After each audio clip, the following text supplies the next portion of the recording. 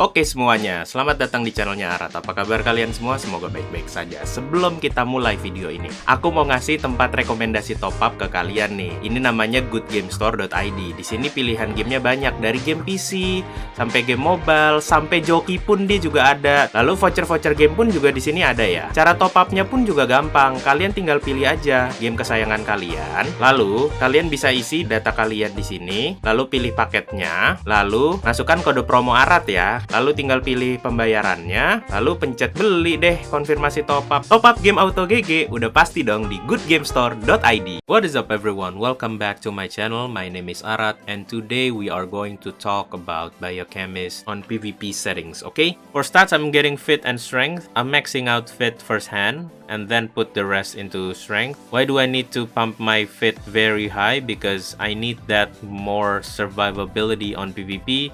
Now fit increases my max HP and also physical defense and magic defense, okay? Now as of strength, well, you need strength in order to add more physical attack, and most of your damage are physical damage, so you need to pump up this strength as much as possible. Now please do note on PvP settings, you will have much more HP than this. Your max HP will be multiplied by a certain amount. As of skills, I'm still using the same build as before as my PvE setup. Now, but there are several things that I need to mention. For PvP, you need to have demonstration and bottle grenade enhancement passive, acid demonstration, biocannibalize, card burst, and also Roshan research. Okay, in my opinion, those skills are staple. You will need those skills in order to survive in PvP and be useful in PvP, okay?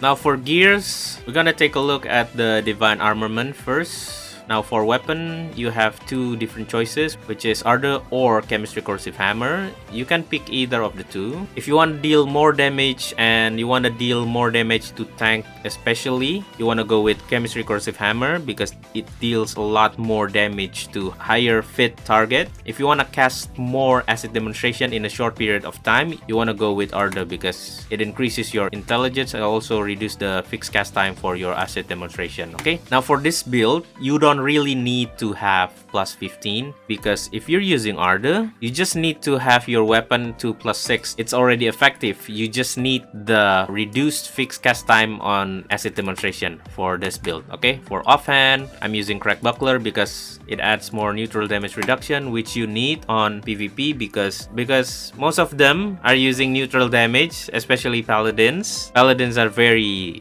strong at this time around in PvP, so you need to be able to tank those hits from paladins, and also adds your crit rest as well. This is very nice for you to fight paladins and also snipers, okay? Now for armors, I'm using Goipni's set because it adds more survivability on PvP. It adds max HP, crit rest, and also fit. Now as you can see here on the mantle, you will get more range physical damage reduction. This is very good on PvP because you will be dealing with snipers a lot. Additionally, if you have it on plus 10, you get another range physical damage reduction. Okay, for cards, on weapons, I'm using Scale Worker for now because this is what I have. This is probably the best card that I can use right now because this is what I have. I'm using one Scale Worker without any upgrades. If you have the chance to upgrade your Scale Worker to the highest level, go for it because that would be the best card that you can use on PvP. As you can see here, I'm using Golem with full upgrade. Why do I need Golem? Because I need to have my weapon ready. Whenever I fight another bios, whenever they attack me, they have the chance to destroy my weapon. Now with Golem card, I don't have to worry about that because my weapon won't be broken or won't be able to be sabotaged. But if you want to be full-on offensive, you can use two Scale Workers instead. Or if you have Hydra, you can go with Scale Worker and Hydra. Now for offhand, if you have the chance to get your hands on Ferrofrock, that would be very nice. That would be the best card to use defensively on PvP settings. But I'm using Megalodon right now because it adds my freeze resistance. Well, I don't have mark card on my armors right now, so I have to use Megalodon in order to get the freeze resistance up. Now for armor, if you have maximum upgrade Peko Peko, you can use that. For cloaks, this is a special mention. If you have neutral damage resistance, go for it. I'm using Raydrick as you can see here, but if you don't have Raydrick, you can have another alternative such as Orc Baby, But if you don't have this, or you don't have anything that adds neutral resistance, you can use Eclipse, or you can use Choco. If you have fully upgraded Choco, that would be very nice as well. For footwear, I'm using Ferret because this is what I have, fully upgraded Ferret and another base Ferret because I need this max HP and also max SP on PvE, but I'm using in PvP anyways because this is the one I have. Additionally, if you have the card fully upgraded, you can get another additional physical damage reduction right here. On a special note, if you want to be effective with very minimum resource, you might want to get Thief Buck Mail fully upgraded. They would be very cheap and also efficient. You will get around 4% of physical damage reduction. Additionally, you will get something around 2.5 or 3% magical damage reduction per each card for fully upgraded card. Okay, so you can use 2 fully upgraded male Thief Buck card here. You will get a lot of physical damage reduction just from your footwear alone. Okay,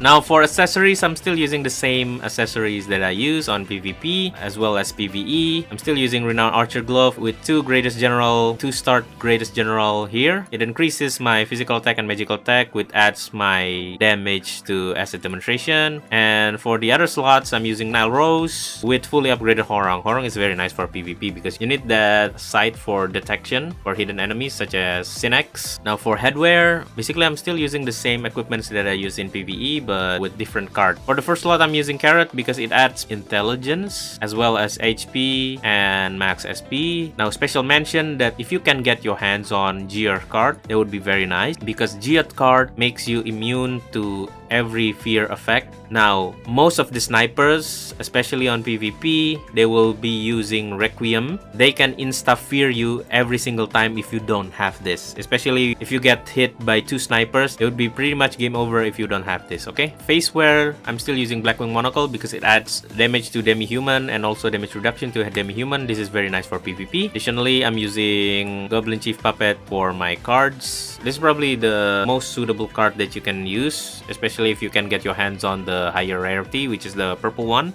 That would be very nice. It will give you 8% instead of 3% damage to medium-sized enemies. Okay, now for mouthwear, you can use Dorum Pipe if you have, because Dorum Pipe gives you damage to medium-sized enemies, if I remember correctly. Especially if you have plus 10, that would be very nice. Now for cards, I'm using Angeling Puppet because it adds max HP for each and every card. For backwear, I'm still using Gravity Grip. Gravity Grip is very nice for PvP, especially on large-scale PvP because I will be healing my teammates a lot. Gravity Grip increases my healing done by 5%. This is very good. And also, it increased my Ignore Free Def by 6%. You need this a lot on PvP. So for costume, anything you can get your hands on, damage reduction, physical damage reduction, magical damage reduction, physical attack, magical attack, anything you like, you want to use, that's fine. Probably the best thing you can get on PvP, the one that increases your physical damage to demi-human or medium-sized enemies. But I'm using Marine Uniform right now because this is the one I have. Then this is probably the most suitable armor that I can use right now. Now for enchants, you want to go with Beacon for special enchants every single time whenever you can get your hands on your equipments because it adds PvP damage bonus and PvP damage reduction. This is the best stats you can get for PvP. Now if you don't have the special enchants though, you want to go with the survivability, and as you can see here, I'm using Maximum Fit right here as well. I'm using Crit Rest right here. Crit Rest is very nice to counter that critical from paladins and snipers as well. Now for offensive enchants, you always go with Legendary Bow because this will increase your asset demonstration damage by a lot. For offhand, whenever you can use anything that special enchants that increase your survivability, go for it. But if I have to choose, I would go with Tranquility every single time because I need to pump that crit rest up in PvP because most of the damage dealer right now are paladins, and paladins are very crazy on PvP, guys. So you wanna add that crit rest up as high as possible. Okay, but these are the special enchants that I have, so I would just use it as it is. Okay, for the backwear,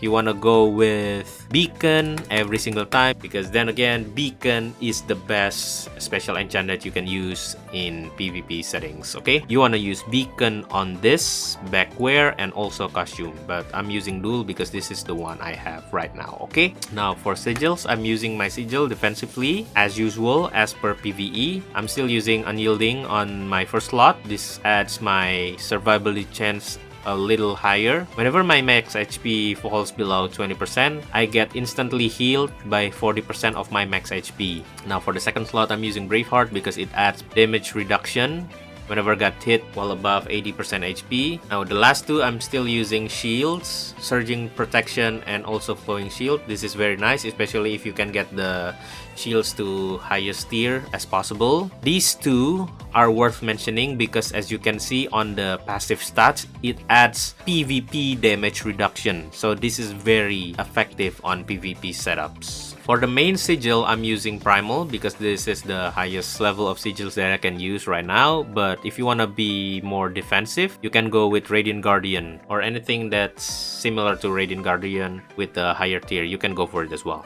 Now, don't forget to upgrade your class sigils because whenever you upgrade your class sigils, it adds more survivability. As you can see here, I have a lot of physical damage reduction just from this class sigil and also increase my max HP by a significant amount. Additionally, if you can get the tier up to the higher level, you can get more effect on your wildfire. So whenever you cast your asset demonstration, you will cast wildfire, right? Now, just on the second tier, wildfire gives you the chance to slow down your enemy by 15% on that certain amount of area. Main core that you need to have is Chemistry Fury because it adds the chance for your asset demonstration to explode and deal massive damage to your enemies. Link Portal is always good for increased damage and also mana length boost whenever you keep your distance from your enemies. And Avenging Lightning is very nice for defensive. You can get much better options such as Muscle Block, Crisis Resistance. Here I'm using Intense Burning because it adds my demonstration damage, which I will be using a lot on PvP settings, okay? Now, there are several skills that worth mentioning, especially if you have your hands on Smeldon Cogwheel. If you have the chance to get your hands on Holy Light Shield, that would be very nice as well. I used to have this, but I gacha my Smeldon in order to get another skills that I want, but apparently I didn't get it, so yeah, bad luck for me. But if you have this Holy Light Shield, it would add more survivability on your PvP game because you will reduce any damage that you receive that deals more than 30% of your max HP.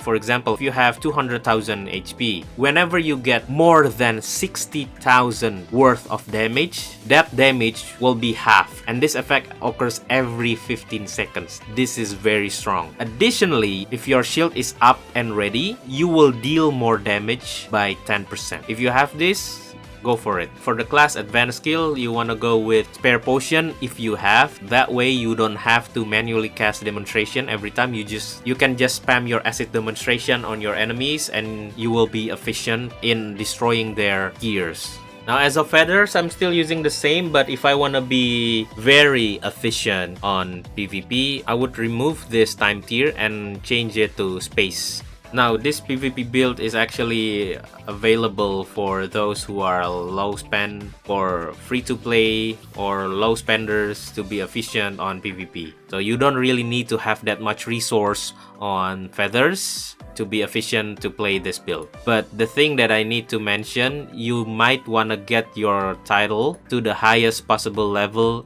as you can. Whenever you have higher titles, you will get more damage and also you will get reduced damage from the lower title targets. Another thing that's worth mentioning is the pet.